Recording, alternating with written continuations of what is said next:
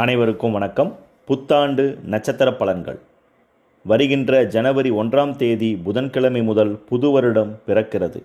இது அனைவருக்கும் சகல நன்மைகளையும் பல நல்ல வளர்ச்சிகளையும் தரும் என்ற அடிப்படையில் அஸ்வினி நட்சத்திரம் முதல் ரேவதி நட்சத்திரம் வரை உள்ள 27 நட்சத்திரக்காரர்களுக்கு தனித்தனியாக ஒவ்வொரு நாளும் ஒவ்வொரு பதிவாக இந்த ஆண்டு என்ன மாதிரியான பலன்கள் தரும் என்று பார்க்கலாம். இந்த வருட கிரகங்கள் என்று சொல்லக்கூடிய குரு, சனி, ராகு, கேதுகள் பெயர்ச்சி ஆகிறார்கள். இந்த 4 பிரம்மாண்ட கிரகங்களும் உங்களுக்கு என்ன மாதிரியான அடிப்படையில் அமைகிறார்கள் என்று பார்த்து அதன் அடிப்படையில் உங்களுக்கு ஏற்படும் நன்மைகள் என்ன, தீமைகள் என்ன என்பதை பற்றி நாம் பார்க்கலாம். இன்று பார்க்கக்கூடிய நட்சத்திரம் கிருத்திகை நட்சத்திரம், ரிஷபராசி ஆகும். கிருத்திகை நட்சத்திரத்தினுடைய அதிபதி சூரிய பகவான் ஆகும். ரிஷப ராசியினுடைய அதிபதி சுக்கிர பகவான் ஆகும். கிருத்திகை நட்சத்திரம் ரிஷபராசிக்காரர்களை பொறுத்தவரை கடந்த வருடம் உங்களுக்கு பல இன்னல்களையும் அதிகப்படியான மன வருத்தங்களையும் தரக்கூடிய ஆண்டாகவே அமைந்திருக்கும். குறிப்பாக உங்களது 5ஆம் இடமான பூர்வ புண்ணியஸ்தானத்தில் இருந்த கேது பகவான் கடுமையான மன உளைச்சல்களையும், ஜென்மத்தில் இருந்த குரு பகவான் உடல் ரீதியாகவும் மன ரீதியாகவும் அதிகப்படியான பாதிப்புகளை ஏற்படுத்தி இருப்பார். எந்த செயல்களும் மிகவும் மந்தமாகவே நடந்திருக்கும். அதே போல உடல் ஆரோக்கியத்தில் பலகீனமாக இருக்கக்கூடிய தன்மைகளை நீங்கள் அதிகமாக உணர்ந்திருப்பீர்கள். தேவையற்ற கடன் சார்ந்த நெருக்கடிகளையும், எதிலும் ஒரு பற்றாக்குறையும் தடுமாற்றங்களும் அதிகமாக இருந்திருக்கும். எந்த சூழ்நிலைகளை எப்படியும் சமாளிக்கக்கூடிய நீங்கள் கடந்த ஒரு வருட காலங்களாக எந்த சூழ்நிலைகளிலும் பெரிய ஆதரவற்று அதிகப்படியான சோர்வுகளையும் மனக்காயங்களையும் அதிகமாக சந்தித்திருப்பீர்கள். ஆனால் வரக்கூடிய புத்தாண்டிலிருந்து உங்களுக்கு கிரகபலன்கள் மிக சாதகமாக அமைவது மிகவும் அற்புதமான விஷயமாகும். உங்களது லாபாதிபதியான குரு பகவான் உங்களது 2ஆம் இடமான தனம், வாக்கு, குடும்பஸ்தானத்திற்குள் சஞ்சாரம் செய்வது மிகவும் அற்புதமான விஷயமாகும். பெரும் பணத்திற்கு அதிபதியும் உங்களது லாபாதிபதியுமான குரு பகவான் உங்களது தனஸ்தானத்திலேயே வரக்கூடிய வருடம் சஞ்சாரம் செய்யப்போவது மிகவும் உன்னதமான விஷயமாகும். அது மட்டுமல்லாமல் உங்களது பூர்வ புண்ணியஸ்தானத்திலிருந்து பல்வேறான நெருக்கடிகளை தந்து கொண்டிருந்த கேது பகவானும் பூர்வ புண்ணியஸ்தானத்தை விட்டு விலகுவது மிகவும் அற்புதமான விஷயமாகும். தொழில்ஸ்தானத்தில் இருந்த மந்த கிரகமான சனி பகவான் விலகி உங்களது லாபஸ்தானத்திற்குள் பெயர்ச்சியாவது மிகவும் உன்னதமான விஷயமாகும். தொழில் கிரகம் லாபத்திற்குள் சஞ்சாரம் செய்வதனால் தொழில் ரீதியாக விருத்தியும் அதன் மூலமாக பணப்புழக்கங்கள் அதிகரிக்கக்கூடிய நல்ல யோக பலன்களும் உங்களுக்கு உருவாகும். பட்ட துன்பங்களுக்கும் பெரும் காயங்களுக்கும் நல்ல மருந்தாக வரக்கூடிய வருடம் உங்களுக்கு அமையும். அதனால் இனி எந்த சோர்வுகளையும் தூக்கி வீசி இனி புத்துணர்வோடும் தன்னம்பிக்கையோடும் நீங்கள் செயல்படலாம். தொழில் ரீதியாக இருந்த பெரும் பாரங்கள் குறையும். குறிப்பாக மேலதிகாரிகளுடைய சதா குடைச்சல்களும் ஓயாத தலைவலியான பல பிரச்சனைகளும் உங்களுக்கு சுமூகமாக தீர்வாகும். பணம் சார்ந்த நெருக்கடிகளால் அல்லல் பட்டு கொண்டிருந்த சில கிருத்திகை நட்சத்திரக்காரர்களுக்கு அது சார்ந்த சூழல்கள் நீங்கி நல்ல உயர்வுகள் உருவாகும். பொருளாதாரத்தில் ஏற்றங்களும், குடும்பம் ரீதியாக இருந்த சில பிரிவினைகள், முட்டல் மோதல் சார்ந்த சில சங்கடங்கள், சலிப்புகள் நீங்கி நல்ல முன்னேற்றங்களை காணக்கூடிய சிறப்பான வருடமாக இருக்கும். ஏனென்றால் இருக்கின்ற 9 கிரகங்களிலேயே மிகவும் சுபத்துவமான கிரகம் என்று சொல்லக்கூடிய குரு பகவானே உங்களது குடும்பஸ்தானத்திற்குள் சஞ்சாரம் செய்வதனால் குடும்பத்தில் நல்ல ஒற்றுமையும் முன்னேற்றங்களும் உருவாகும். தேவையற்ற மனதை வருத்து கொண்டிருந்த கடன் சார்ந்த நெருக்கடிகள் நிவர்த்தியாகும். குரு பகவான் உங்களது 6ஆம் இடமான கடன், நோய், எதிரிஸ்தானத்தை பார்க்க போவதினால் இதுவரை கடன் சார்ந்த சூழலால் சிக்கி தவித்து கொண்டிருந்த சில ரிஷபராசி கிருத்திகை நட்சத்திரக்காரர்கள் அந்த கடன்களில் இருந்து விடுபடக்கூடிய நல்ல வாய்ப்புகளும், உங்களது 8ஆம் இடமான ஆயுள் ஸ்தானத்தை குரு பகவான் பார்ப்பதினால் ஆயுள் சார்ந்த பயங்களும் அது சார்ந்த நெருக்கடிகளும் நிவர்த்தியாகும். சுயதொழில் செய்யக்கூடிய கிருத்திகை நட்சத்திரக்காரர்களுக்கு சுயதொழில் ரீதியாக இருந்த இறுக்கமான சூழல்கள் தளர்ந்து சுயதொழிலில் நல்ல லாபங்கள் உருவாகும். ஏனென்றால் குரு பகவான் தன்னுடைய 9ஆம் பார்வையாக உங்களது 10ஆம் இடமான தொழில்ஸ்தானத்தை மிக வலிமையாக பார்ப்பதும், பெரும் பிரம்மாண்ட கிரகமான ராகு பகவானும் வரக்கூடிய 18/5/2025 முதல் உங்களது தொழில்ஸ்தானத்திற்குள் சஞ்சாரம் செய்வதும் ஆக குரு பகவானுடைய சுப பார்வையும் பிரம்மாண்ட கிரகமான ராகு பகவானுடைய சஞ்சாரமும் உங்கள் தொழில்ஸ்தானத்தில் மிக வலிமையாக செயல்பட போவதினால் தொழில் ரீதியாக இருந்த சில தடுமாற்றங்கள் நீங்கும்.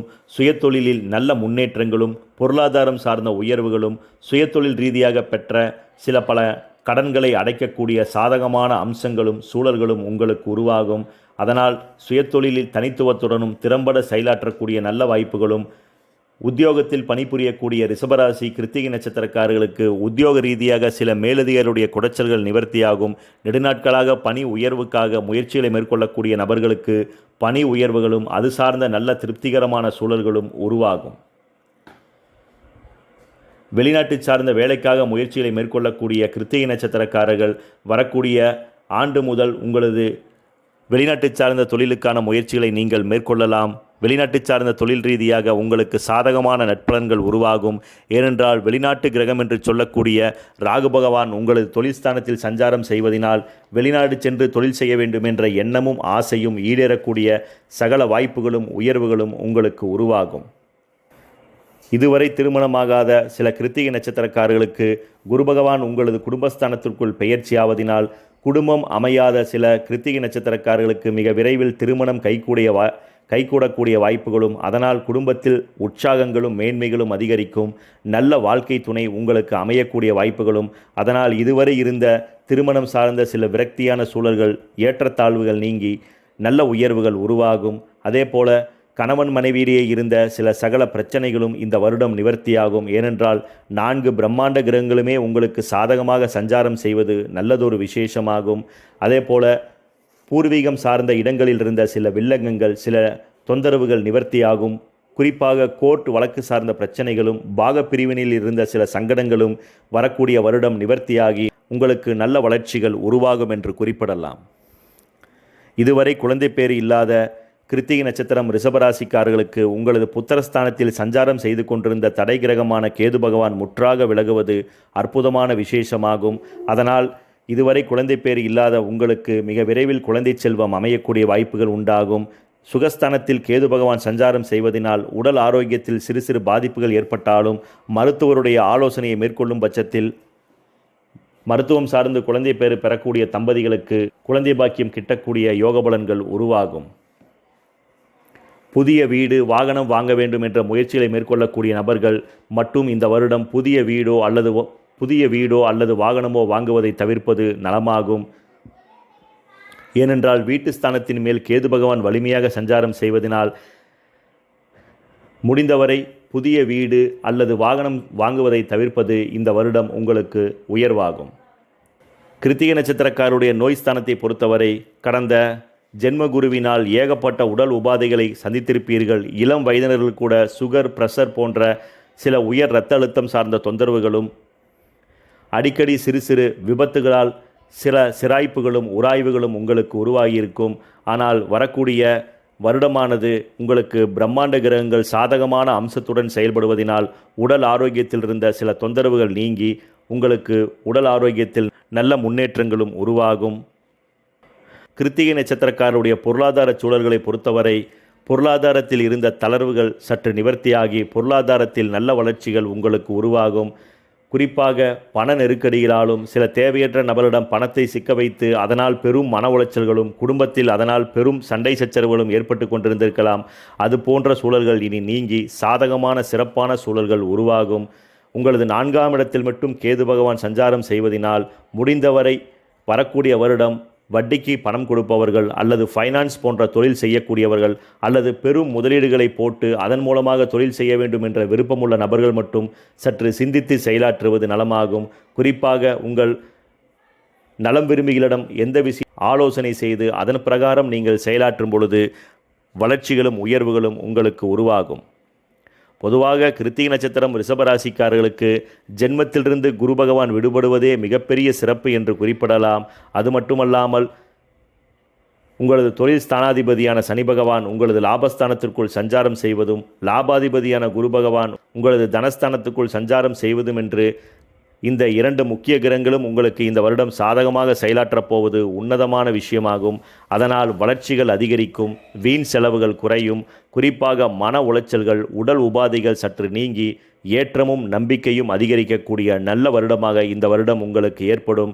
இந்த வருடம் முழுவதும் நீங்கள் விருப்பமாக வழிபாடு செய்ய வேண்டிய தெய்வம் ஸ்ரீ வாராகி அம்மனாகும். அதனால் உங்கள் வீட்டருகில் வாராகி அம்மன் திருக்கோவிலோ அல்லது பூவராக பெருமாள் திருக்கோவிலோ இருந்தால் அவசியம் மரவள்ளி கிழங்கை தானம் செய்து நீங்கள் உங்கள் ஜென்ம நட்சத்திரத்திற்கு அர்ச்சனை செய்து வழிபட்டு வர ஏற்றங்களும் உயர்வுகளும் உங்கள் வாழ்வில் நிச்சயம் நடைபெறும்.